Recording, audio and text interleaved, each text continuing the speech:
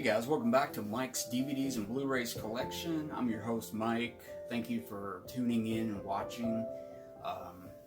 If you watched my last episode, I'm covering Francois Truffaut, my collection of Francois Truffaut films on DVD and Blu-ray. And today we're going to focus on laser discs that I have of Francois Truffaut, which I have a lot, it seems like, and going back and looking at all of this stuff I have, it's like I have a lot of laser discs of his. A lot of cool Criterion releases. So let's get right into that. 1976, Francois Truffaut made a film from a child's point of view in a movie called Small Change. Now this was released through MGM-UA. This is kind of to me it always seemed like this cover was faded out a little bit, but Small Change came out in 1976, and I'll just read briefly about it. A boy finds a few coins in an amusement park. A shy girl sneaks a glance at an even shyer boy she fancies. They're small events, but not for a child.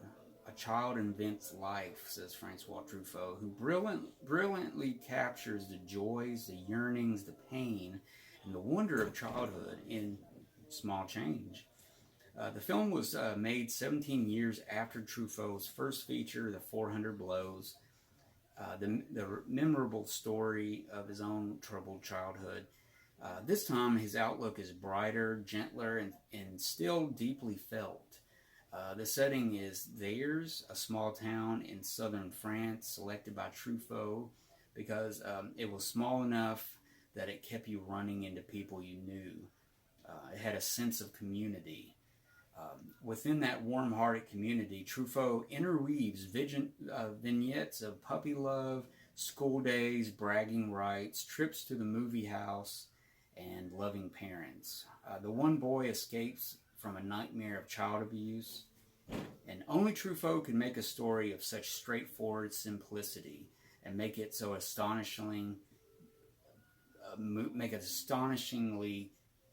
moving experience. Small Change is a treasure, and it's one of Truffaut's tenderest, most observant works.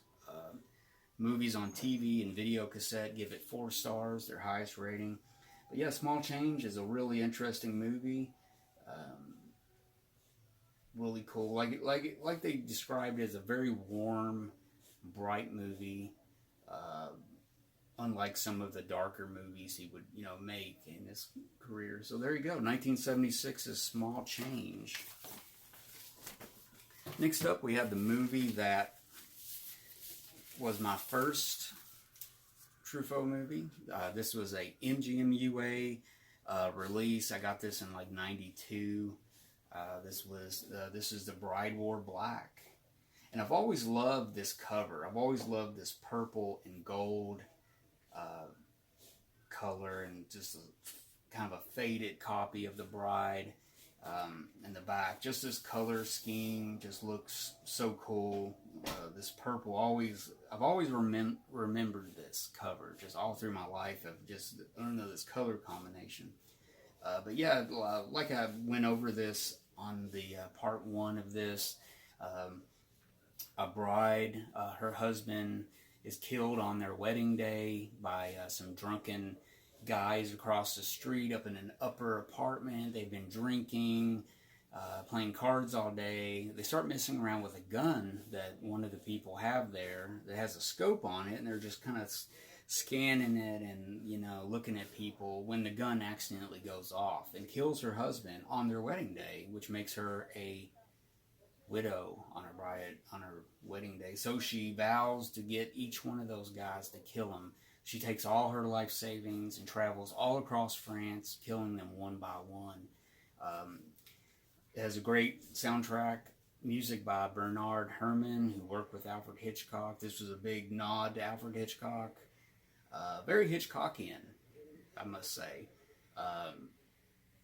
And a big influence you can see on Tarantino when he did the Kill Bill movies.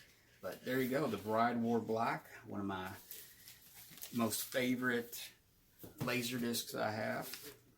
Next up, we have a Criterion Laserdisc. This is Two English Girls. This is a unfortunately it's not a gatefold. They have two discs in one sleeve. That's always kind of cruddy. But this came out in 1994 on Criterion Laserdisc. This is this movie's from 1971. Prior to his death in 1984, Francois Truffaut returned to Two English Girls, reinserting 24 minutes cut from the theatrical release 12 years earlier. The restored footage was of a picnic scene and of homage to Truffaut's idol Jean Renoir, recalling the elder filmmakers A Day in the Country and Picnic on the Grass. The restoration is more notable, however, for a clue to the significance of the Two English Girls. The film was thoroughly personal and haunted as its maker after its completion. For viewers now, the film resonates with the obsessions of love and passion that preoccupied much of Truffaut's work and appear here in one of Truffaut's most visually stunning and sexually provocative films. Hey now, Two English Girls. I need to revisit this movie again. I've only seen it once, but it's a great movie. Next up, this is probably one of my favorites. I can't. It's hard to rate movies, but I don't know. This is definitely my top 10, maybe top 5 Truffaut films. This is Confidentially Yours. This is from 1983. This would be his last movie he would make. It's a homage to the film noir of Hollywood from the 40s and 50s. It's shot in black and white. Great movie, great tense movie. At the time, he was, I think he was kind of dying with cancer when he's making this movie. But here's a little bit of stuff on the back here. It was shot in striking black and white by Nestor Almendros, the famous cinematographer. Francois Truffaut's charming final film is a comic homage to both Alfred Hitchcock and to the American film noir thrillers, starring the beautiful Fanny Arnett as a clever secretary attempting to prove the innocence of her often ungrateful boss, played by Jean-Louis Trintignant, whom she secretly and warily adores. Confidentially Yours resonates with Truffaut characteristics of love, women, cinema, and of life itself. Confidentially Yours. Which I think this is a movie that should be put out by Criterion now on a Blu-ray release with some extras. That would be great. I need to get a lot of these on Blu-ray. I wish they would start coming out with them with these newer versions of it and everything. That would be great. Because a lot of these, like I said, is on Laserdisc I have, so, you know. So next up we have 64? Yes, 1964's The Soft Skin. This is another Laserdisc Criterion Collection edition. This came out in 1994. This edition was released. Kind of tells the tale of an aging man. It's just this guy's obsession with the stewardess on this plane. He travels a lot and everything. I've only watched this once. It's a pretty good movie though, The Soft Skin. I'm trying to move along a little bit so I don't stay on one thing too long because I have a lot here to go through. Next up is one of my favorite top 5 Truffaut movies. This is a 1993 release, I believe, by Criterion Collection. This is The Last Metro. And this is a really nice gatefold Laserdisc, which has a foreword by Francois Truffaut, some of his writing about the movie at the time. This came out in 1980. It tells the tale of a Catherine Deneuve yeah, Catherine Deneuve and Gerard Depardieu, and also, oh gosh, what's his name? Jean Porret as her husband, or as the. Anyways, he's a Jewish man. Him and Catherine Deneuve run this theater. This is during the French occupation of France by the Nazis. So he basically hides out in their theater, and Catherine Deneuve has to do everything under the sun to protect him, and either from critics, her own actors, her own people. So it's a really tense story, very well made movie, great performances all around. I highly recommend The Last Metro if you want a small list of what do I get. Mike, what Francois Truffaut movies would you recommend to get? And I would say one of them would be The Last Metro for sure. Next up, we have another Criterion Collection release of. This is one of his earliest movies. This came out in 1960. This is a 1960s Shoot the Piano Player. And, it's made in black and white. It's definitely almost a nod to film noir. He really loved film noir, and you can tell. It tells the story of a piano player who witnesses a murder, and just the what follows afterwards, and so it's a great story. I was trying to think of what movies was this. I think this was his second movie, and then the third movie was Jules and Jim, I think.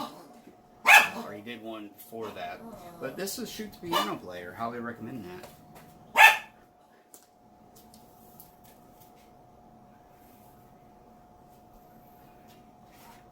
Oh man, I was going to say volume, the first edition, I forgot to show this. This is the DVD of Shoot the Piano Player. I left that out. I'm sorry, guys. This is a Fox Lorber World Classic Cinema Collection release. This is kind of the older cousin to Kino Lorber now. So this is a Fox Lorber, which put out a lot of cool stuff.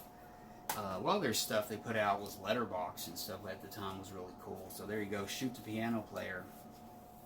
Next up we have Fanny Arnett appearing again. This is 1981's The Woman Next Door. This is a really good movie. Great movie, great performances. Got Gerard Depardieu in it. Great story. I love this story. It's such a good movie. The Woman Next Door. This is a great Laserdisc edition. Now next up, this is a edition that came out from Voyager. Voyager was partners with Criterion Collection back in the day, as was Janus Films. So they for a while there they had a dual Laserdiscs. They were releasing some on Voyager, and the rest of them came out in Criterion Collection. But this was a Voyager release. This is a 90-minute documentary that came out in 1993. I believe 1993-94, Criterion was really putting out some Francois Truffaut, because they have a whole string of releases they put out.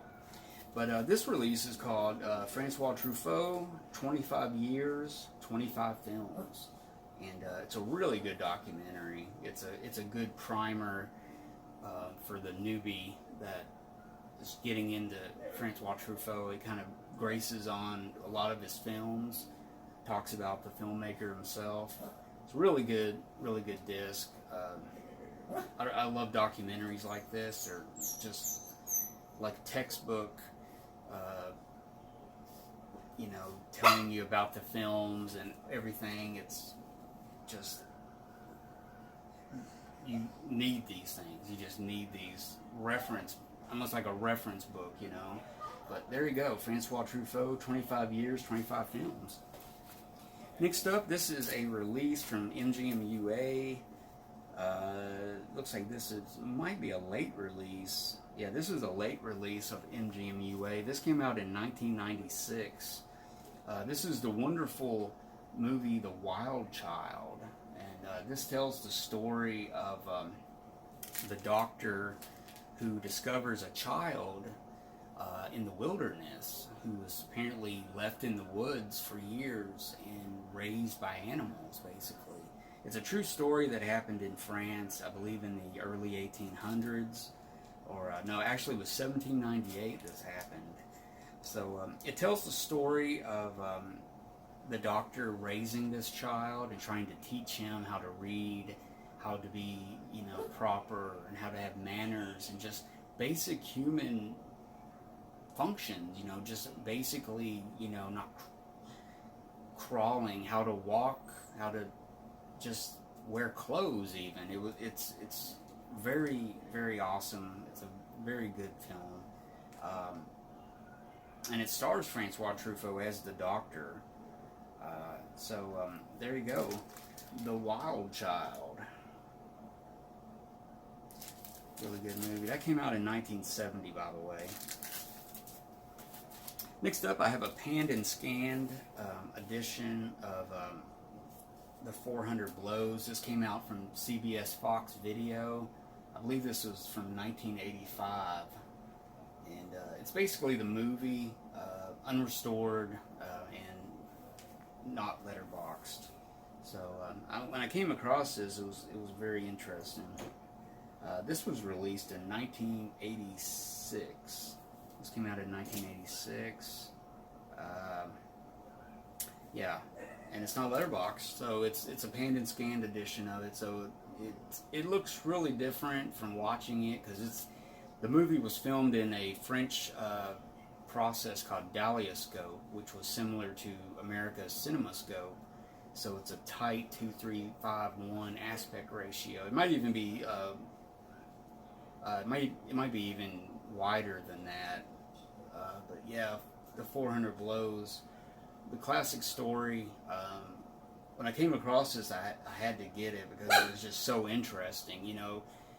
For one thing, it came out on CBS Fox Video, which was kind of interesting to me and everything. I'd never seen this, but yeah, it's pretty cool. But yeah, there you go, guys. That's all my laser discs of Francois Truffaut. That's my big collection of laser discs.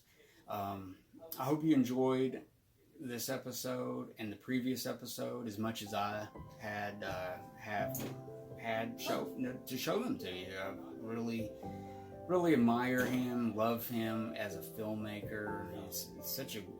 It's hard to describe sometimes a filmmaker, because it's like you watch all his films and you see little things that are on each movie. It's almost like the imprint of that person and stuff. So he loved films, he loved movies, he loved writing about movies.